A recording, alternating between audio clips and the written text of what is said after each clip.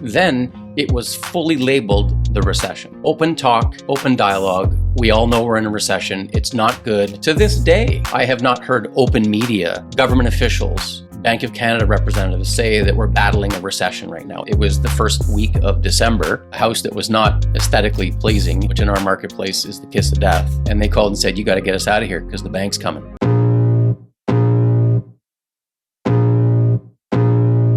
Welcome to the Tom Storey Show, where Steve and Tom will make you know about real estate and thoughts unwind, and anything else that's on their mind. Give it a shot, Tom Storey. All right.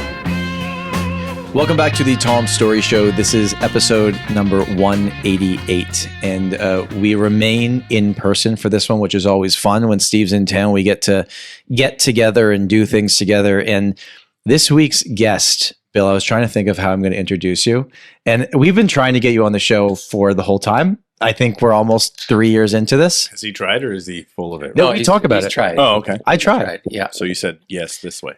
I was just dragging it out. He just keeps saying no until finally I broke him down.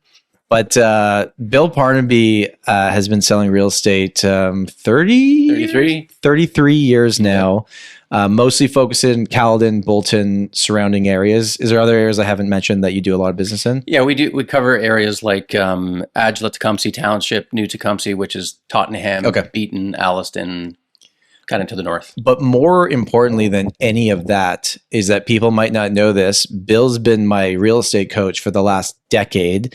So more than anything, I just want to make sure people are aware that if they have any issues with me or Steve, it directly goes back to Bill. I appreciate that. Yeah. I want people to be aware of that when we get into this conversation, that when I'm talking, Bill has molded me. He's made me the person that I am. So if there's any issues, you just let Bill know. It's Bill's fault. I appreciate that very much. But we're here in Toronto. Steve's in Toronto because we're here at a conference, and it's always fun to do these episodes when we're in conference mode. And I know as we go into tomorrow and the next day, it's going to be 2 full days of how AI is going to change the industry, because that's where everything's at right now. But I want to go old school here. It is apparently the reckoning, I've found out. Yeah. We're a little bit worried about what that means. There's some nervousness in that. Yeah. But I want to start with market talk. So 33 years, you've been the top agent in your market for a long, long time. You've been doing it at a very high level. And you don't do a ton of this kind of stuff. Like, you're on social, but quiet. But I'm excited for our audience to hear your perspective, because you've seen everything. You've been through different markets. You've sold a high level of real estate in every market, and you're chatting with, I'm not the only person you coach, lots of people every single day, every single week. So, right now, end of 2025, we're about to end off, which is statistically speaking, the hardest real estate year we've ever seen versus transactions and how much competition that we've had. But for you, how have you found it? You've been through other markets that have been slow. Yeah, I mean, really, I would say this year started out with the big punch in the chin. Mm-hmm. I had my own little breakdown thinking, oh my God, this is way different than before. Right. And then once I got my feet, you realize that it all happens in patterns. Do you mean way different from before as a result of like economic stuff from like the States and all that sort of stuff? Yeah. The tariff stuff and all that? Yeah, like that was really the catalyst that kind of set the ball into its rotation, right? Is that we were coming out of the gates thinking it was a normal spring. Right. And then all of a sudden, south of the border decided to start doing the tariff thing. And then it completely attacked consumer confidence. And then everything just went sideways. But what was weird and eerily familiar was that it was exactly like the recession of the 1990s. Mm-hmm. And I started in 1992, and we headed downhill until 96, 97 before we started turning around again. Mm-hmm. So the conversations that we've had this year were almost identical to the conversations we were having then. With sellers. Yeah. And with buyers, because they were saying, well, why would I buy now if I could wait? Right. Which is like a very valid question to have. Very valid, right? Yeah. But the only couple of differences back then was that we didn't have the same number of agents. Mm-hmm. Interest rates at the time were probably anywhere between 8 and 10% at that time. So it was different, but you were borrowing half or a quarter of the amount. Right. So this year started off being a little wonky, but once the feet got planted, it was business as usual, and it's been a very strong year in a less than strong marketplace. Yeah, I found the same thing. And I've always found in these slower markets, it's like good to take over more market share. Oh yeah. And especially if you're like focusing on a look. Why are you laughing? Screw both of you guys. I'm having the worst year of my career. That's the opposite pattern. But for so long, it was interesting. I was telling Steve this. I'm not gonna say the name of the person, but I had a call with someone and they were saying like, they run a big team. And they're like, my sales guys on the phone, they're more of like an online lead generating team. Mm-hmm. And he's like, during the hot market, my top guys were converting at 5%, right? Based on these internet leads that they bring in. And right now his top guys are still converting at 5%. But then his guys that used to convert at 2%, 2.5% are doing nothing right now. Yeah. It was interesting because he actually said something we've talked about a lot is he's like, what I learned is that in the hot market, I had a bunch of order takers that could take orders. Yep. And it kind of worked out for a while. Right now, that doesn't exist. Like the agent that just says yes to everything is not going to survive, or they're going to put themselves into bankruptcy by taking a bunch of overpriced listings and staging them all. Where the people that can actually have these tough conversations, and I'm sure like for you, speaking with other real estate agents every week, they must just come to you and be like, what do I tell the seller? Like, what do I say? I know it's the price, but they're asking me all these other questions. What do I do? Like, and how have you found that in your own business and then what you've seen from other realtors? Well, if I look at other realtors first, the conversation is always around, what do I do right now? What do I do now? I'm having a problem. What do I do? Yeah. And, price basically neutralizes every market, right? Good market, bad market, doesn't matter. The problem that I think a lot of agents have had is that their conversation around price seems to be always tied to time. Meaning that a seller says, I've never had in my career, someone says, I'm in a rush, could you give away my house, right? So the problem is though, the seller, if you give them the chance, always says, well, I'll just wait. Yeah. So the urgency isn't the sellers. The urgency might be the agents in some cases. But in reality, in a downward market, the urgency is the market itself. Because the longer you're still on the market's robbing you of the money that you thought you had. Right. But you're clouded by the illusion that you think it's your own timeline. It's not your own timeline in a declining market. Right. Yeah. Right. So if the agents can begin to understand that and help the seller to understand that, then the price change conversation becomes very easy. Because there's no reason to stick around. The racehorse analogy, can you explain that to our viewers for the pricing of your home and you got to be in that top 5 or exactly. So we can flip flop between racehorse and NASCAR. Okay. So we'll use NASCAR as easiest, right? So if you ask somebody, let's say who's selling a house, but use the storyline of, do you understand NASCAR racing? And they're like, of course. Well, if you are on the NASCAR track and you're in a track of 30 or 40 cars and you're in position 21 and there's only 3 laps left in the race, what are the odds of you taking the checkered flag?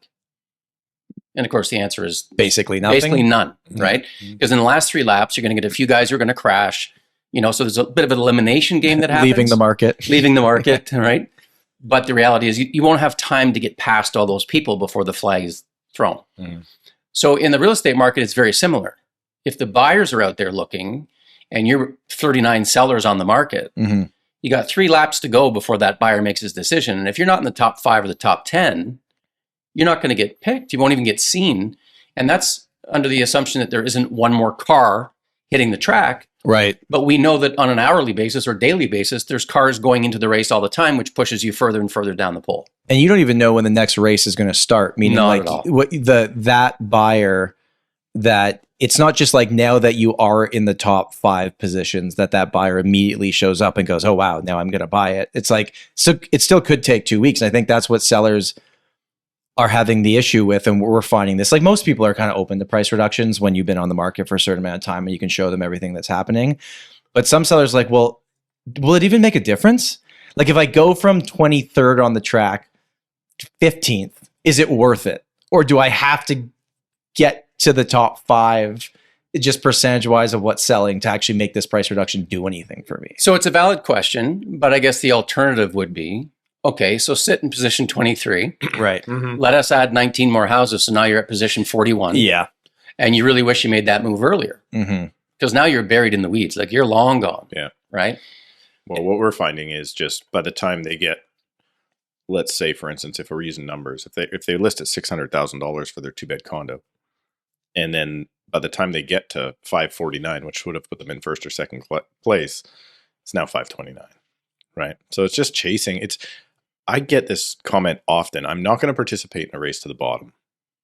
And I'm like, but you are participating in a race to the bottom if you're not the next one that sells, because you're there, right? You're gonna sit and wait. Well, the bottom's also a moving target. It's Well, moving. Their bottom is currently- not. Last week, Tom called the bottom. Of so you know. sales. Of Just so you know. sales. Okay, In the volume. marketplace, he called the bottom. I did not. But you alluded to, like, this whole thing that's going on right now is very similar to when you started your career. And when I look at the numbers for where my market is, Fraser Valley, mostly Vancouver, BC, Lower Mainland of BC, this has happened before. But talking to somebody who's trying to gather the information of somebody who's been through it, because I got licensed in 08. It wasn't great, but it wasn't that bad. Right. Tom was after that, and then a lot of people have been licensed only in the last 3 or 4 years. I would say probably 50% of realtors, it feels like, have only been licensed since 2020. That's what it feels like. We grew pretty. I don't know if it's 50, but It a feels big that chunk way. is probably in that zone. When you're talking to agents every day, it's obvious a lot of them are fairly new. Right. Right? Maybe they're just the ones that are still trying to learn, and the other ones have given up learning. Who knows what it is? But I want to understand more about what that was like, because those trends, that 81 thing in Vancouver was a big deal, and it took till 86, 87 to stop bottoming and then sideways and then the run. You're saying the 90s here in Ontario was similar. Exactly the same. Do you- So, yeah, do you feel like this Is time this that? is that time? I think this is that time, except I'm going to say it's in an accelerated pace. Mm. So the 90s took, say, 4 to 5 years in decline to the bottom, and another 4 to 5 years to get back up to level, to create the U. Sure. Well, this marketplace, as the specialists are talking about, ultimately will end up doing the same thing, but they're saying 2 to 3 years, start to finish. So it's like a micro version of the 1990s that took almost a decade. Mm-hmm. I'm not that positive. I'm not that positive either. No. Because I challenge sellers right now and I say, why don't you try to give me one variable in the general economy that would suggest why any market should right now be ramping up? Back. Mm-hmm. And there isn't one. Mhm. Consumer confidence is low. But Bill, they just reduced the rates again. Oh yeah, they sure did. But that seems to be and the you're in a seller. fixed rate, aren't you? Yeah, that's right. So that makes zero difference to you. Oh, and that's, by the way, worth about a cup of coffee on your buying power. Yeah. So that doesn't work. Consumer confidence doesn't work. Government confidence doesn't work. U.S. trade tariff war doesn't work. Inflation, although it's low, is an artificial lag indicator because we've already measured the last month. And I don't know about you, but the cost of ground beef, steak, or eggs is still high. Mm-hmm. You know, baby formula has gone up almost double in price in the last 5 years. Something I'm aware of. Yeah, you would be. Yeah. You would be. Yeah, the rest of life is more expensive. And have your property taxes gone down in Caledon? oh no, God, same 2 bags of garbage, Yeah. Right. Totally. right? Yeah.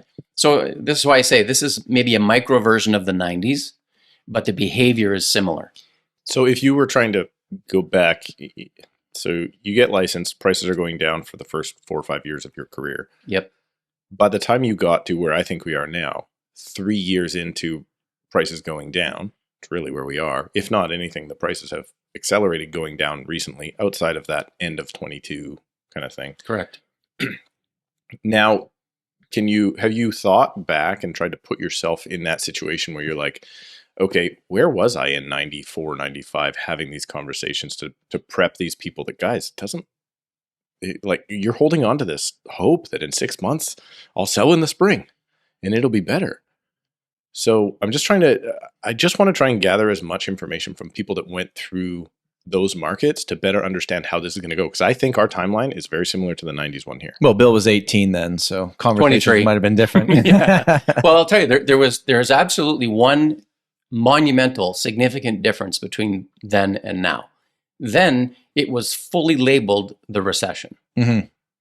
Open talk, open dialogue. We all know we're in a recession. It's not good, etc. Mhm. To this day, I have not heard open media, government officials, Bank of Canada representatives say that we're battling a recession right now, even though we all know we've been in one.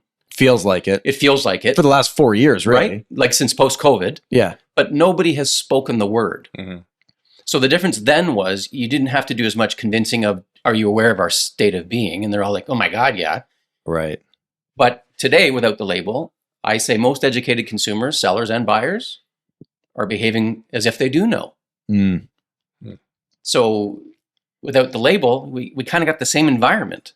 Are you finding now, at least with, I guess buyers and sellers, but the conversations now at the end of 2025, I'm sure slightly different than maybe they were at the slight optimism at the beginning of this year before things kind of cooled down again?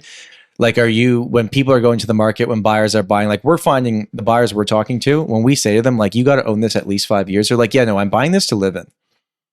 They're like, of course I don't want it to go down in value, but like, we've made peace with this decision. Like, we're buying this.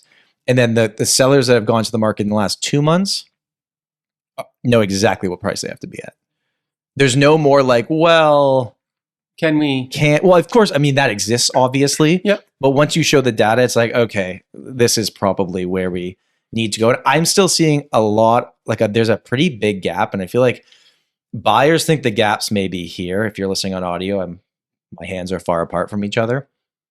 Where the gap's probably more like a medium size between when a seller goes out at a list price. It's like they're willing to negotiate.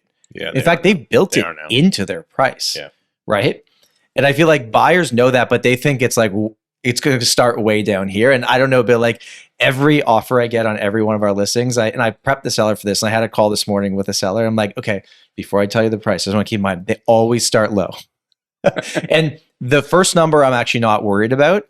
It's when we counter back, their next move is going to show me if this is real. If they're just trying to steal it from someone that is motivated and really in a tough situation, which I haven't found many of our clients are in really bad situations. Mm-hmm. That's my own personal experience. I recognize lots of people probably are. Yep. So I guess my question, this has been a long-winded statement at this point, is the sellers that are listing now, are you finding they're more agreeable to, okay, yeah, Bill, if this is what it takes, let's take this strategy, let's get on the market, versus, well, I want to try this first? Realtors, it's time to up your game. Realty Ninja allows you to create a stunning lead capturing and hassle-free website that looks great and will match with your current brand. They are a sponsor of this show, and they're giving listeners 20% off your first year, and you don't pay $1 until you launch. Join the thousands of real estate agents across this country, including Steve, the cheapest person I know that uses their services. realtyninja.com/Tom. And now, back to the podcast. Yeah, I think there's a lot less of the experimental approach to the marketplace because, again, if you show them the data, we've all talked about, the HPI index or the HPI graph, which is a visual image of what your market's doing. And in my market, it looks like a 45-degree angle downward. Mm-hmm. So I say to people, I'm like, so just imagine you're on the escalator at the mall and it's going down to the basement. And whether you decide you want to stay still or not, you're going down to the basement. Oh yeah, you're stuck there. You're stuck there. Once it goes down, there's no going back up. Yeah. So at the end of the day, the objective becomes, how do I get myself off the escalator? Mm-hmm. Right? And so that's the conversation. So in the 90s, it wasn't an escalator, it was the slinky toy. And I know we've talked about the slinky toy analogy. Can you explain the slinky? So for those of you who are old enough to remember the slinky toy, which completely dates myself. My kids have a slinky. They had a slinky. Okay, it always gets broken, and then it does that thing where it folds over on itself, and then there's too many condos now, not enough stairs. Slinkies aren't a thing anymore. There's no physical movement whatsoever. So I'm talking about the steel-based slinky, not the plastic ones. Yeah. So you guys will know the slinky when you start it, and the commercial used to show it going down the staircase. So like the market of the 90s and the market this year has been doing that, the only way you can stop a slinky from descending is to actually get under it. Mm-hmm. So what you would have to do with a marketplace analogy is get under the market, meaning anticipate where the next drop is going to land and make sure your price is there before the market gets there. Mm. If you do that, 9 times out of 10, you're successful and you move along. Yeah. But if you don't and the thing tumbles and goes past you, now you're chasing the slinky. Yeah. Well, I get to listen to, I was telling you before, like I've listened to a lot of Tom's calls because I get to find out what it's like to be married to Tom for a few days here while I'm here. Not good. I will tell on you, the phone a lot. Busy. what I'm worried about for most sellers is where I heard that client going. Again, I only get one side of the conversation, but I heard that client basically saying like, "Hey, we're not going to counter this at this price." And I was just sitting there back in the. I wanted to jump through the phone. Like, I don't even know the market. I don't know the property. I don't know what it's worth, but you're countering. Well, to be fair, in that scenario, we had 4 more showings that day until that offer expired. So it was, let's wait to hear the feedback from those before we counter. Makes sense. That was the conversation. But I think where the skill of the agent is, or our job is to make sure that that counteroffer happens, because there's so many order takers you were just talking about. There's so many agents where the offer comes in and then they're like, well, it is a bad offer. So you know what? Yeah, they're not serious. And I'm like, no. You need that. You're right in identifying you need that second counter to go, you know what? If we're 100 grand apart, 200 grand apart, whatever it is, 20% apart, but we do that, we counter, you counter. That buyer's next counter coming back, or first counter from the buyer, I guess you would call it, that tells you everything. Mm-hmm. Sometimes you have to play the if game. It comes up they have to go $1,000, through the process. we're shutting it down. Yeah, it's going to be a long road. Yeah. But most of the last deals I can think of that I got together were buyer comes up substantially. They felt like they had to try because it's buyer's market. You can't blame them for doing that. And they do have to try. Right. Why would you not? They should try. I mean, it's funny because like it's weird when you're on both sides, not of the transaction, but just in general, like you're helping buyers and sellers, and you're telling your buyers, okay, let's go in low on this one, and here's the price we're going to go in at. They're probably going to come back here. Here's where we're actually trying to get to. And then even with sellers now, when I'm doing listing presentations to people, I will say to them, okay, I believe your property is worth within this $25,000 range. This is what I think market value is. Now let's talk about our MLS price. And because if you price where you need to be, the offer is just going to come in even lower than that to Correct. It start. will right now. So that's kind of it. But obviously the gap between where you think value is and where your MLS price is can't be too far away, because then you're going to be 23rd in the NASCAR race. You disqualify yourself. But there needs to be a bit, because do you know any buyer right now that would want to go out and tell their friends, hey, I paid over asking price for a house with all the news and the media? Exactly. But why wouldn't you necessarily? Because we just had a set of buyers. Now, thankfully, they got the offer accepted. But after 4 days of negotiation, in comes the next offer. We lost on a house, a really nice house that we were going back and forth with for a week. But I think the person that bought it paid too much, but it doesn't matter what my opinion is. It happened. And I think Would your buyer have paid that much, though? it was higher than the number that we were told was the cap, but only slightly. I think they were kind of mad that they didn't get it. But I mean, And it's situational. it is right? what it is, right? There was no offers for a week, and we were going back and forth. And I actually do believe the sellers would have come To your number. Oh yeah, I believe they would have, but someone snuck in the meantime. Yeah. And when they sneak in and know there's another offer already and they're new to the party, they're like, well, what about this price? And so I was like, yeah, that's better than I've been going back and forth for a week with this person that won't budge. Yep. So do you think it's months of inventory level where it's like, if you say you're playing at 4 to 5 months of inventory, which is a pretty balanced market, that's still territory where you're like, oh crap, somebody else might come in and surprise you, outbid us, right? As opposed to my marketplace in detached right now is 13.9 months supply. You got time. Like, don't panic buy something in 13.9 months supply. Call me next week. We'll still have we'll still be talking.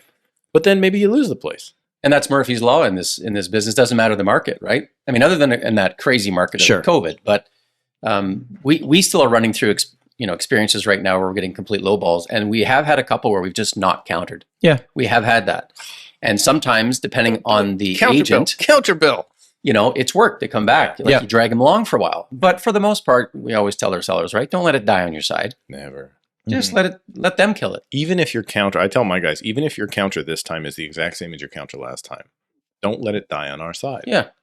Now, there's obvious exemptions, but I don't know. Like, you have to feel okay with the negotiations these days. It's not uncommon for us to negotiate for 4 or 5 days. It's taking a lot longer. For sure. I don't think that's happening in Toronto, though, because I'm listening to him do these No, he conversations, came and to it's Toronto quick. at a weird time where my active listings have been very busy and I'm getting calls and offers on stuff. But if he It's not came normal for 2 the weeks story ago, it team. wasn't like that. Just added- honestly, it this just episode is brought to you by the story team. Yeah. We don't normally have active. I'm listeners. just having fake people call me to make Steve think the market's picking up. Yeah.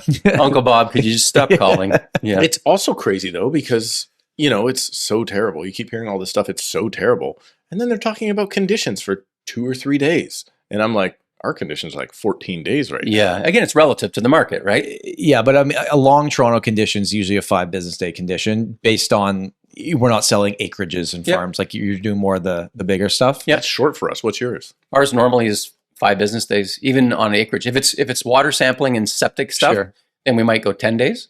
It's funny because we're told by our banks that we can't get it done within 7 days, so they're busy doing all your guys' deals. Well, no, we're getting extension Yeah. requests. Okay, No, that's normal for us. Most banks are telling we're getting 7 business day financing conditions. And I'm like, where did these 2 days come from? They're like TD asked for it. I'm like, okay.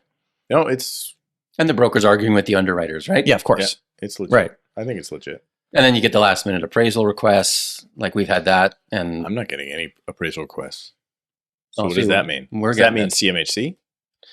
I think they just want to have the appraisal in the file, like Before it firms up. before it firms up. Yeah. I didn't used to see that very often. I've seen it a few times these days. The CMHC auto appraisal, any auto appraisal is pretty suspicious, right? Well, I mean, there's obviously a reason why they do it. I don't think they want to pay the $400 per appraisal for every single Everyone. dog crate condo in Toronto or whatever you're calling them these days. Well, I would assume the auto appraisal might actually come in higher than some of the sale prices these days. You would think it would, Yeah. given its historical data. Right? I was telling Steve because this is not a thing in their market, but I don't know. In your market, when you guys get the assessed value for your homes, is it significantly below market value? Oh, yeah. Okay. Same. There's like places I've sold in Toronto where the assessed value is 900,000 and the place sells for 1.6 million. Yeah. So, but then I was chatting with Steve about this, and something that comes up with clients there is like, well, I don't want to sell under the assessed value because their assessed values are actually Pretty sometimes accurate. higher, if not. It's all over the place. They're not all over the place, but they're all over the place whether or not we look at when I use assessed value, I'll look at like last 5 sales in the neighborhood, and it'll be a pretty common pattern. This is close to it, or this is way under it, or this is way over it. But they're never like he was talking 1.6 and 900. It's usually like right now, a lot of our assessed values are 1.6. I want to say my house is like 1.6 something, and there's lots of listings in my neighborhood at 1.599. Easy. Lower than assessed value. Yeah, way lower than assessed value. So it really depends. Like in That's not a thing we have to worry about the right now. detached Not market. yet. Well, maybe Keeps dropping. your government just hasn't caught up to what real value is. So, but people do. No, they expect- know the value. The values are but there. people do expect over assessed value in your marketplace. Like it's obviously that's where it is. Well, I'll but tell they- you- do they expect it?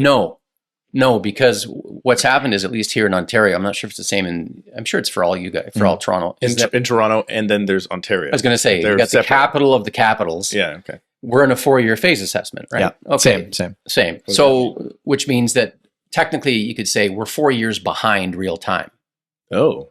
in Why? terms of the assessment values. Because here's the deal: if let's say my house was assessed This at is the nerd stuff about real estate I love. By the way. Yeah, So okay, keep well- going. Nobody's watching, but let's keep going. yeah. So let's say the assessment on my house is 985,000, Mhm. and the mill rate that we work with in our area is about 0.95. So call it your taxes would be around $9,000. Well, if you did market value assessment and you sold your house for 2.4 million at a 0.95 mill rate, your taxes just went to 23,500. Wow.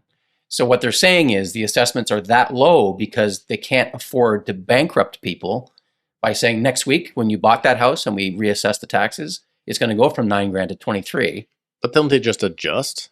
Like slowly over the 4-year window, but it never gets to the top end of the It value. very rarely, at least recently, I've never seen it get anywhere close to real market value. Not even close. because when everybody always says, "Well, my assessment went up, so now my taxes are going up." That's not true. Where we are, the way they do it is you're paying your portion of the pie. So if your house goes up in value and all your neighbors' houses go down, then your taxes go up, right? Because it's the portion of the pie that you're getting. Okay. Right. So it's just because if this house sells for that, it's not going to increase your taxes necessarily. But it sounds like your taxes are great. Your taxes are $9,000 for Not Toronto's much lower than that. Buying a home is a big deal, so don't let your home inspection cause you more stress. For over 45 years, Carson Dunlop has helped buyers across Canada understand the homes that they are buying with detailed, calm, clear, client-first inspections. Carson Dunlop inspectors don't just point out problems, they explain what really matters in a way that will protect you in your home purchase. If you want confidence in your home inspection, top agents and home buyers trust Carson Dunlop. So to check out where they service and to book your inspection, go to carsondunlop.com right now. So where we are, like a typical subdivision home in the town of Bolton, for example, would probably be around anywhere between 48 and 6,000, 48 and 5,500. That's probably closer. If you get out to the acreage estate type subdivisions, they're all $10,000 to $12,000. But what's the tax assessed value if you're paying, let's call it 5,000? What's the tax assessed value on that? Well, it should be that your tax assessment would be the around 0.95. 1%. That's the Okay. 0.95, Okay. right? So call it 500K, which should be completely not real. You can't buy a garage for 500K. Okay, then what's market value for that same home Off the chart. necessarily? So that would be 1.2 million. Okay. Yeah, our 1.2s are probably about $4,000. That makes about sense. Ours are higher than that. Our one, well, because the house isn't big, but the area, like a house that sells for 1.5, and its assessed value is 950 or $1 million. Taxes are 6,200. Crazy to me. Yeah. Yeah. This is so crazy because ours is basically based off of whatever the government projected your value was last July 1st. There's our 4-year assess. And some of the years, obviously 22, 21, they were like still way low. And then for a couple of years, they were way high. Last year, they were super accurate because the market was doing that. Right. And so they caught up. Caught up. But now they seem high again. I wanted to ask Bill, we've on this show and in our conversations a lot, we've talked about our favorite math equation, which is months of inventory. Yeah. And how, like, mathematically speaking, under 3 months of inventory is a seller's market. You know where I'm going here. I do. 4 to 6 is a balanced market, and 6+ is a buyer's market, meaning 1 out of 6 sells, 1 out of 2 sells, 1 out of 3 sells, and you can do the percentage of what should sell per month or what sold last month percentage wise. Correct. Is a balanced market a real thing? Because No. it doesn't seem like it, right? So when Steve said it earlier, right? I was telling these guys is that I have adopted this philosophy that I don't buy a balanced market because I've never seen it where you've got enough houses and enough buyers happy at the same time. Elia, no one's ever been equally happy at the same time. And could someone please identify what a balanced market actually looks like? Right. I don't like in 30 plus. I don't know what it looks like. I feel like I was too young and dumb to understand when I got into the business where we were, because it was, I guess, technically a bad market. It was a buyer's market. Buyer's market. But it was like, let's go see these 6 today. Think about it. Yeah. See, that's your first. Call you back in a bit. And for me, I was like, I don't know. This is just It's real normal. Like these are just going to be available tomorrow. But there's also different types, right? There's like mathematically, you could be in a buyer's market where maybe it's the end of the cycle and prices are not going down in that buyer's market. So you're like, okay, great. This is great. I have lots to choose from, but I'm not worried that if I buy, it's going to keep going down in value. Right. Because that's what I find like right now. It's like we are in a buyer's market for many property types other than like semi-detached homes in the city of Toronto. We're balanced pushing to buyers and mostly everything else, but which should mean buyers have all these options, but listings are sitting longer than ever before. We've had more active listings than I think we've ever seen in history. Yep. So it's like, yes, we're in a buyer's market, which should favor the buyer. So the seller shouldn't be happy, but the buyers are not buying anything because they don't want the price to keep dropping. It's like Right. this weird. Yeah. It's a dynamic. Yeah. And that's why with the balanced part, I prefer to think of it like there's a tipping point where you quickly, you go from sellers run the show Right. to then buyers have the choice. Mm-hmm. And the balanced part that gets labeled balanced in my mind is just the tension window between the shift of those two pieces. There's not actually a merger or a marriage of, okay, we're in a good spot. Right. Everybody's happy. No, Yeah. you're never happy. So I say first 3 months of inventory favors the sellers because that's a good, strong market. Anything after 3 is moving towards the buyer's favor. You think there's a more specific fulcrum than I do. a nice balance? Yeah, Yeah. I would agree. I might agree with that. Only because if someone could show me the opposite, So someone needs to paint me a clear picture on what a balanced market looks like. Because arbitrarily, I understand someone wants to say, oh, 4 to 5 months of inventory, that's balanced. Okay, so how does that translate on the street? Well, that's a really good point, because the most of the people that talk about that, whether it comes from the stats nerd people, like, and I'm one of them, but or the economists that are wonderful with their charts and their projections are right half the time, but the actual practical, we are the ones having the conversation with the buyers and sellers. It certainly doesn't feel balanced. Not at all. Right? I guess I would also say, Not at all. in some manner, like I'm dealing with places that are 14-month supply now. It doesn't feel that bad either. Like at 14-month supply, people should be offering to, like, please take my house. Yeah. Right? But it doesn't feel that bad either. So maybe I almost agree with what you're saying. 10 This is the first time ever I've agreed with a guest. You had to have the guest on. Welcome. Thanks for coming in. So, but wait, but that's because it's a diminishing return. So 10-month supply means that 10% of listings are selling every month. Yes. 14-month supply, like 8 or 9 or 7 or like it's only going down slightly, where if you go from 5 to 10, that feels huge, More dramatic. right? And you go from 2 to 4, that feels big, because you're going from 50% of homes are selling every 30 days to 25%. With just like so like sales. Once you get to 8, it's like, it's slow. And then whether it's 8 or 14 or 13 or 10, No different. it's like, like we're talking about a much smaller percentage of making any real difference on the. And it's always relative to the last comparison. And that's one of the funny things I laugh about real estate, just being the older guy, is that there's this sense of permanence that people get. Mm-hmm. So, as an agent or as a seller or as a buyer, when things are good, you think that's permanent. Mm. And when it goes bad, boy, that's permanent. Mm-hmm. And there's never this flow state. It's just like, it's either really good or really bad, and both of them are going to last forever. Yeah. This too will change, right? Exactly. Yeah, this is going to change. So would you describe your market as suburban or rural? It's actually both. Okay. So I work in the hub is a smaller town, call it 25,000 people. But the township that I work in is 75,000 people, made up of 13 different towns and villages around it. Okay. Where we have acreages, horse properties, estate subdivisions, in towns, semis, detached, like you name A it. little bit of everything. We got everything. So one thing we like to do, without giving away obviously any personal information with clients and that sort of thing, is think about your last 3 transactions. We like to ask, what were their needs? For instance, why did they make their move? Because if you listen to the news, everybody's just an investor losing their shirt or some stupid buyer that was speculating. But we know that's not the case. So like, can you give us an example, maybe just think of your last 3 transactions and what they were actually doing in their life that made them move in what might be the worst market of all time? So I had a couple that was in a subdivision home, your typical 4-bedroom, 3-bathroom garage sticking out the front, who just decided they've had enough of this market, this part of Canada, Ontario, and they basically packed up, sold the house, bought an RV, and they're currently in Alberta. Oh, interesting. Just out for the tour. Do they have kids? Older, moved away. Oh, okay. So they're considering moving to Alberta and now they're doing a tour? Well, they're out to Alberta because they have contacts and friends out there, but they just decided they would head west, as it were. So whether they end up settling in Alberta, or I don't think they're going to hit BC. Tell them don't hit BC. But I think they're going to stick. I think they're going to stick in Alberta, right? Other ones I had were a typical move-up situation. Yeah. Went from a small town, brand new build of 5 years old, moved out to an acreage, larger So they bungalow. went from detached, new, out to acreage. 'cause they Acreage. could. Yep. Okay. Like a younger family? Or Yeah. Okay. Yeah, and they spent a good chunk of change to do that.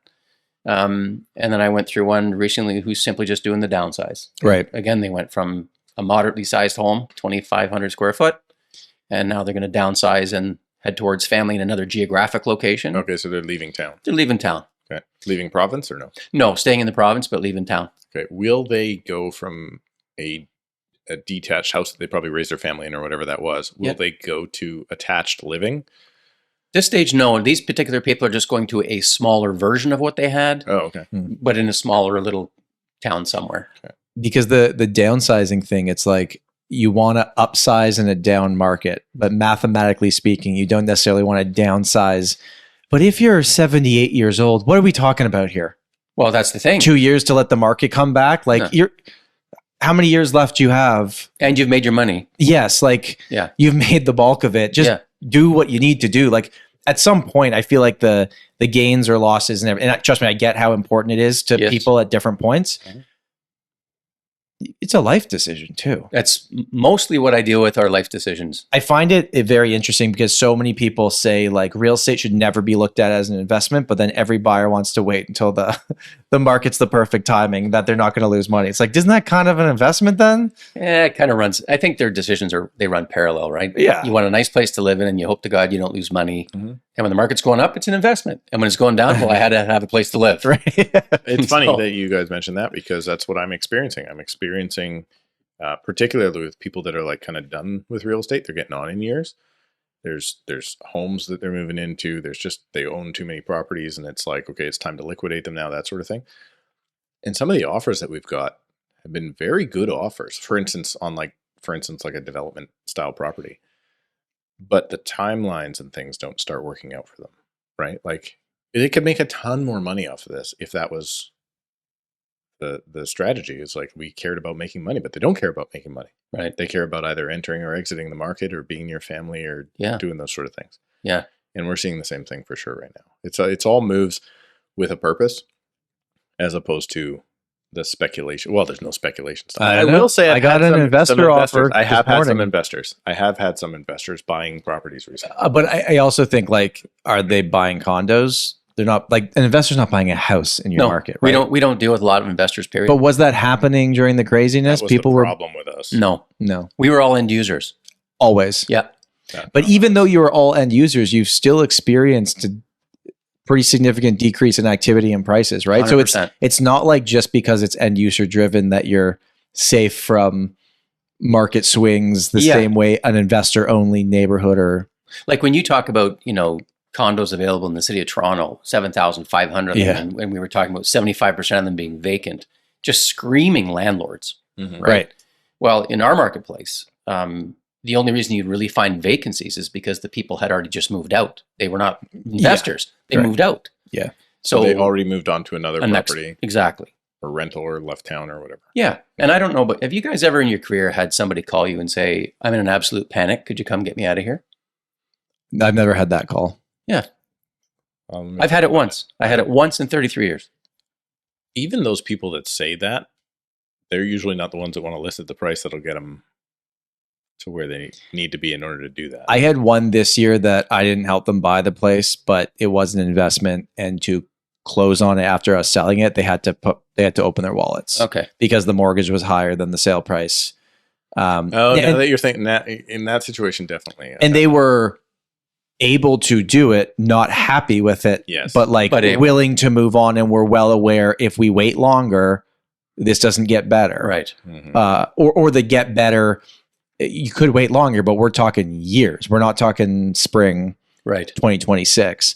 But that's the only example I've had this year. I've had that happen twice in my career, but the only other one is because they had refied and taken out a bunch of money that I wasn't aware of. So it's like at the end of the day, you still Pressures abound. exactly. So We no, had- yeah, we I had it haven't once. had We too had it many of once. those. And I'll never forget because it was the first week of December. A house that was not aesthetically pleasing had an indoor pool, which in our marketplace is the kiss of death. And they called and said, "You got to get us out of here because the bank's coming." Mm. And so we got that puppy sold in, let's say, a 3-week window against all the odds. Mhm. And if you took a chainsaw and cut off that indoor pool, Yeah, we would have sold it for more money, that's so Right. weird. right? Just the maintenance and, and the no one humidity. wants. Oh, right. The dangers of indoor pools in this part of the country. Everybody thinks, oh, wouldn't that be great to swim in February? Yeah, luxury home with an Mhm. indoor pool. I love it. Comes with black mold. I'm in. I'm in. I'll take all the black mold. You smell that? Yeah. So yeah, it's been interesting. It's been interesting. But And this market's going to be okay, I think, at the end of the that's what year. I was going to ask. So, like, as we're wrapping things up, putting the bow on this year, heading into next year, remember, like, going into 2025, we're like, oh, maybe the Looks worst of it's good. behind. Yeah.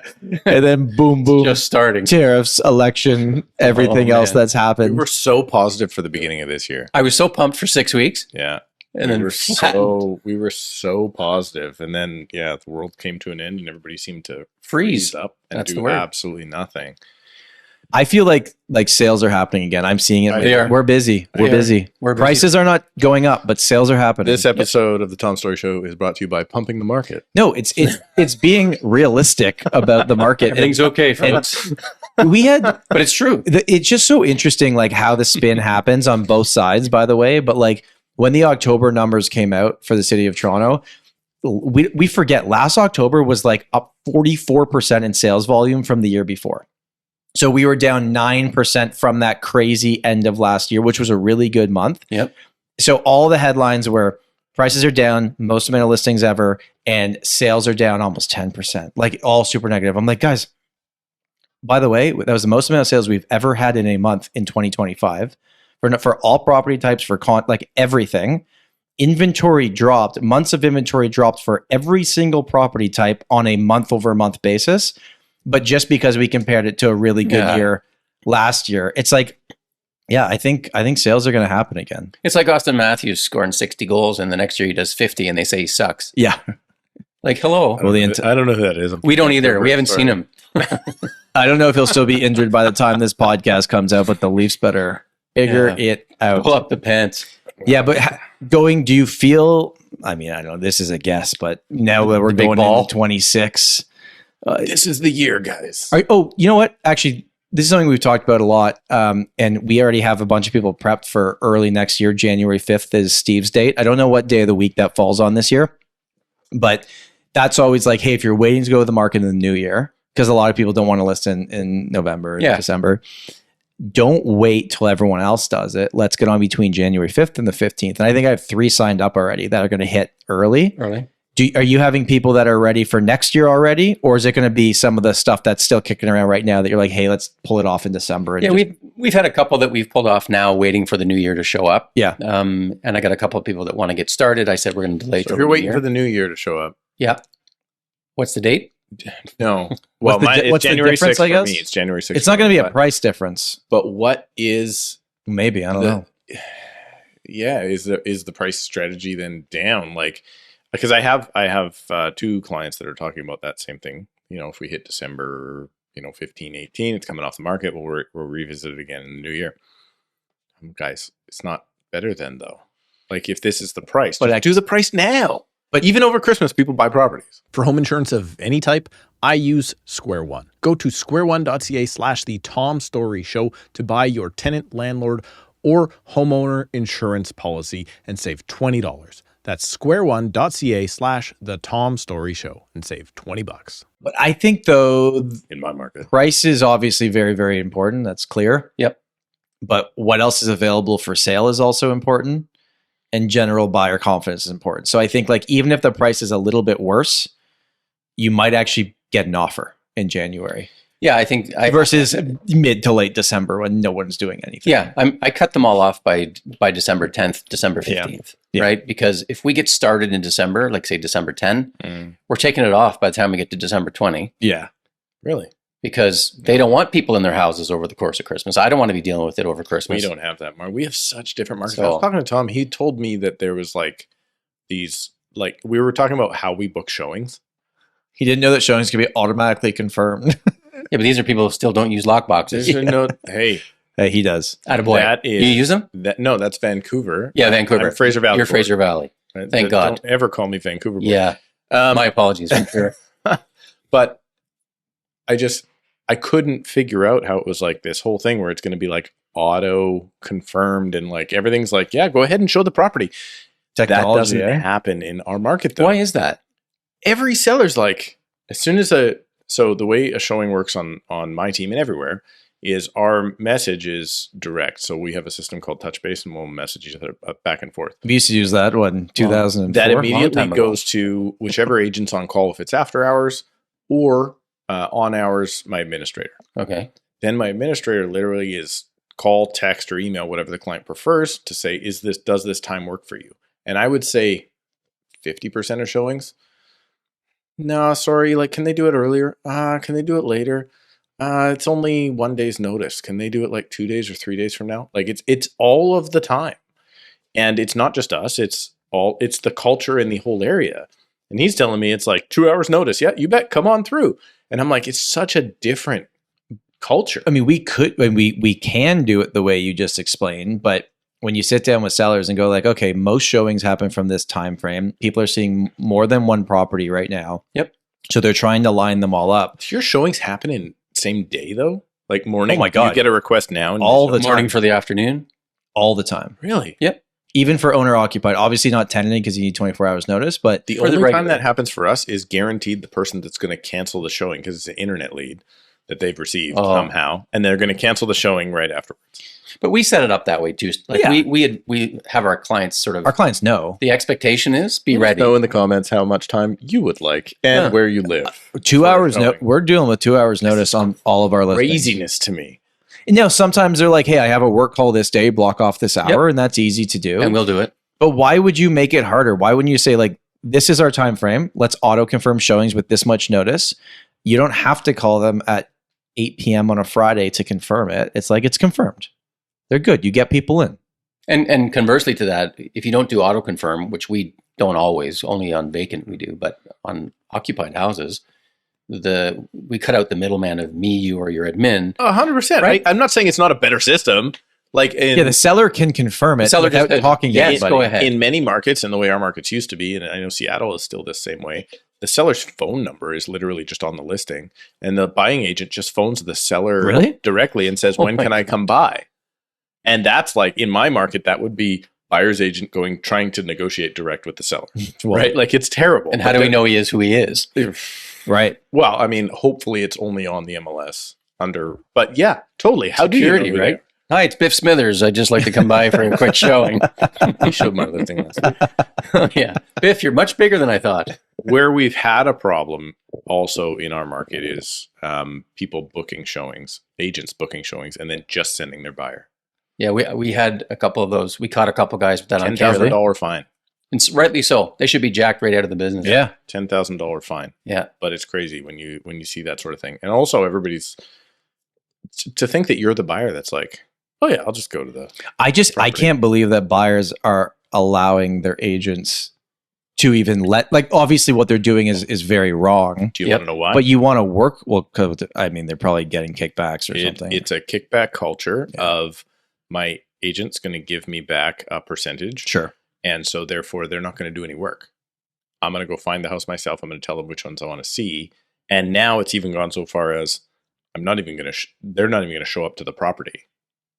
It's crazy. It's nonstop in our business. So how about you get arrested for trespassing because you're not a sure Right. bonded Yeah, it's person, crazy. right? It's Like, Right. crazy. I had a call on one of our listings the other day, and they didn't just call me, even though my number was on the listing. They paged my office. So I was like, okay, maybe this is like something specific. So I called her, and she's like, hey, are you doing an open house this weekend? I'm like, nope.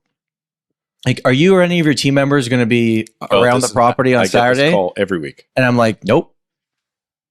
I'm like, would you like to refer us to your client? And we'll give you a referral fee and we'll take it over from here. She's like, nope. I'm like, okay, so have a nice weekend. maybe someone in your office shows the property for you. Like, you're calling me To do you. to do your Work job. for you. Yeah. Now, I want my client to get a buyer, but I don't even know who your buyer is if they're qualified. I don't know anything at this No, point. it's See, and agency problem. that's how the manipulation starts, right? Yeah. Well, don't you want to sell that for your seller? Yes, but not to an unqualified individual. Right. Mhm, So thanks for calling, mhm. but Who chose you? we chose, yeah, and look at what you're doing. You're calling me? Yeah, yeah. No, it's And I'm Wow. like, I've had those calls multiple times, and I try not to be rude I at know. all. I'm just like, in my mind though, I'm like, are I you can't believe this. serious? Yeah. But isn't that the problem? That's why we're here, Yes. right? Yeah. We're here One of in- many reasons. in a situation where we're going for education to find better experiences. But I mean, honestly, the crap posting that does happen against our industry a lot of the time, there's not going to be 120,000 They're not in the room agents here. in that room over the next few days. You know what I mean? No. Like it's legit. And I guess the reason you have such negativity a lot of the time in the market is because the majority of the marketplace is working with the majority of the marketplace. And it's not necessarily a positive. Actually, experience. I literally, just to give you another interesting, I haven't brought this up yet. I've been holding this one back. I was going to tell Steve, I didn't know when I was going to bring it up, but I think maybe Bill, I told you this. Obviously, I'm going to leave names completely out of this Of and course. brokerage names. But I had a call on one of our listings. It was like day 2 on the market. And this guy calls me that showed it like right away. And he's like, hey, I'm going to send you an offer at this price. I'm like, okay. Sounds great. But this is going to be an upward battle for you. I don't think that's going to happen. And he worked for one of these many companies that you sign up to, and they promise you they'll give you buyers, right? Right. Okay, so whatever that exists, not going to name the company. And he said to me, and I wish I like recorded it. He was like, well, Tom, you know how it is. I work for this company. Like, it's high volume. You can't spend too much time on each client. So you think they take this offer or not? I'm like, what did you just say? Oh, anyway, so like, yeah, it's actually he shocking. didn't get it, by the way. We sold it for a much higher price. But There you go. I saved a couple of marketing pieces. Not that we want to sit here and crap on people, but this is literally sent to my phone, to my team line. It's got the address of the property, and then it says plus bonus for buyer's realtor. Please check. And then they literally sent me, I kid you not, a crumpled up MLS printout. Of which the virtual tour link wasn't available. Of which actually it says extra bonus $5,000 for buyer's agent. And then I zoom in on the thing. The commission's not there at all. It's just just trust me. Just trust me. Yeah, trust me on this one. It's in the picture. That was my second best text message from an agent last week. This was my first best. This was actually a guy. I should say his name. I'm not going to say it. He was fantastic to deal with. He's one of those buyer's agents that was like, he grinded it out. We came together on the transaction. The deal was perfect. Not perfect, but the deal was, it went together well. I would happily work with this guy again. I should actually probably go on like his Google reviews and give him a Google review. Yeah. Like, he was great to work with. But this is what happened at inspection. And this made my day. I'm hyping it up too much. I just texted him, said, please let me know when your inspection is finished so I can let the seller know. He said, sure. 3 hours later, we're almost done. A minute after that, we'll be done in 10 minutes. Minute after that, I will confirm once we are out. Great. I'm sleeping here tonight. Next message. The cat just threw up. And Beautiful. It made my day. And he said, please let your clients know. Oh my God. Can you imagine? You're like wrapping up the thing and he's like, yeah, we'll be out. Ding, ding, ding. Where's the paper towel? Oh my God. The owner very much knew that their cat was a bit of a nervous wreck. Yeah. And anyway, made my day that day. How are we on time? Are we good? We are sitting at 55. Okay, so we got 5 minutes left. What words of wisdom do you want to lay on us here today? Well, you know what? I would say for the agent population, I would say stick to your plan. Yeah. Have a plan and stick to your plan. And, you know, the old saying about not being attached to the outcome is a very difficult undertaking. But you got to go day by day, step by step, and have faith that what you're doing is the right thing. Mm-hmm. We all know that we always do what's right by people. You know, we're not in this for the quick turnover trade, make the buck and get out. As much as the industry might be. By the way, the people that were in it for that are no longer in it right now. Yeah, they're getting cleaned out. Yep. Nicely. Yeah.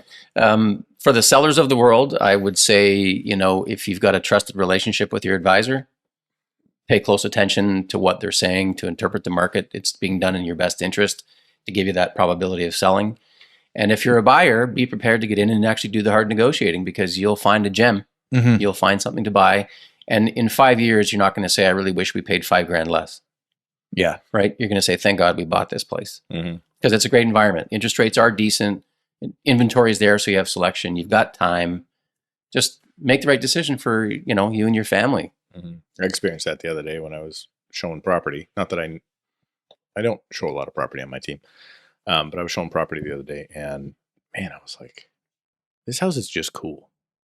This isn't one of those markets where you're like, I guess you better write an offer on this one, or you're going to pay $20,000 next week Right. more, right? Like I'm like, guys, this is a cool house. And they're like, they're right. This is cool. They got an accepted offer now.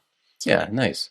I've also seen that, and I mean, we're all guilty of this on some level, and I think Rich had mentioned this too, but there's a lot of realtors getting in the way of allowing a buyer and seller.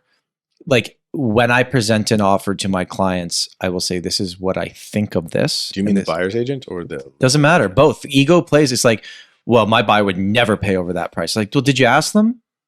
Or are you just saying that because you want to be the hero here? Or on the selling side, like, well, that's a gross low offer, we'd never counter to that. It's like, well, have a conversation with the seller and see. Yeah, you got to do work. Because you obviously have to have this conversation, but I feel like sometimes like don't even try. It's not worth it. Yeah. Because my seller will hate me if you send in this price.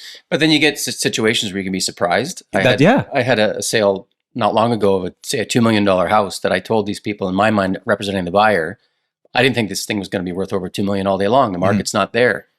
And it was the client's mother who said, are you going to let this deal go for the cost of a car? So they paid an extra $50,000 above what I said. $2,050,000 and secured the deal. And I pretty much stood on my head to say, I really don't think we should be. And she's the one who said, you know what, at the end of the day, this is a long term. Yep. What's the cost of a car? Right. So you get both sides of it, right? I did that with my house. Like when I bought my house, I was like, this thing is worth $689 all day long, not a penny more. And I mean, at the time it was, I had to go up. It was, I think, a 701. So it wasn't that big of a spread, 12 grand. But at that time, it was a big spread. It was a big spread. And it was like, I actually remember I went up to 700 and I'm like, listen, I can overpay by a little bit, but I'm not going to overpay by that much. Right. And they came back to me at 701. Imagine. And I went through the struggle in my own brain of like, because you just want to prove it's principle, right? Yeah, of course. Yeah, and that's what they said. Yeah. They're like, it's principle. She's like, listen, this guy wants to sell at 7. Like, he will not sell at 7. So give me anything. Right. Like, I probably could have gone back at 7,500 and he would have been like, okay. But she's like, listen, he's drawn the line in the sand. Take it or leave it. And I was like, okay, well. And then I had to stop myself. I had to be like, get out of your way. You're not going to notice this difference and now it's what, 1.6, whatever. Well, see, that's the thing, right? Yeah. We had, I mean, 1.8 is 1.9. The only time 2.4 I can remember this was, where something like this happened is we had clients whose first time home buyers and the grandfather was giving them the entire amount. Oh. Not a down payment, very well off, had given all the grandkids money. This was time for them. And so they had basically said, Tom, you talk to him and he tells you what to do and you say yes. And the gap between what he wanted to offer to make sure 100% they secured the house and what I thought it was worth was like 50 grand. There you go. Right. And he wanted to offer 50 more. Yeah. He's like, I don't care. I'm giving it to them. It's cash. If they sell it for less in the future, it's still their money. Like, I want them to get this house and they're going to get this house. And so I still called them. I was like, I had the conversation and they're recommending this. This is what I believe. And they're like, do what he says. Like, okay, you're my clients. Taking grandpa's money. No, but like, and I was like, when I sent the offer to the other agent, I was like, I just want to let you know that is against my will. This is not what I suggested. Right. Like, you ever want a deal and you feel weird about it? Yeah. In the hot markets that happen when it's offer number 8, and you're like, okay, we got it, but I don't know. Like, that's a lot of clients are happy. So that's the only time that's happened to me where I'm like, I don't agree, and I can either lose the relationship, but it's not my job to tell them. Like, I can guide them and show them what I think, but at the end of the day, it's up to the client. Yeah. So it's their task to handle. Exactly. Right. Well, heaven forbid. That was fun, Bill. Thank you. Good chat, guys. Thanks for doing this. Yeah, my pleasure. Nice to hang out. For people that are watching that need to talk to a realtor in your neck of the woods that has 30 years experience, but is actually still on, not 30 years and has given up. Oh, no. We're still cooking with oil. Don't worry about that. But is still, actually, controlling the market share and knows what's going on. How do they reach out to you and your team? Yeah, the best thing is if you want to just call me direct. If you want to call me direct, that's fine. Okay.